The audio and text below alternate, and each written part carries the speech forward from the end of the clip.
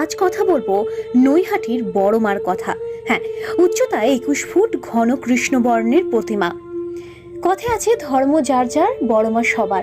আর এই প্রবাদই মাকে আজ সকলের বড় মা করে তুলেছে। কারণ মা কাউকেই খালি হাতে ফিরিয়ে দেন না, মা সকলের মনস্কামনা রাখেন। নৈহাটির বাসিন্দা ভবেশ চক্রবর্তী একবার নবদ্বীপে রাস উৎসবে যান। সেখানে গিয়ে তিনি অনেক বড় বড় মূর্তি দর্শন করেন। হঠাৎই তার মনে হয় যে তারও কিছু একটা করা উচিত, আর সেই কথা ভেবেই তিনি তৈরি করেন মূর্তির কাজ। তার অজান্তেই তৈরি হয়ে যায় এই 21 ফুটের ঘন কৃষ্ণ আকৃতির এই মা কালীর মূর্তিটি। তারপরে আস্তে আস্তে সেটি ভবেশ কালী নামেই প্রচলিত ছিল।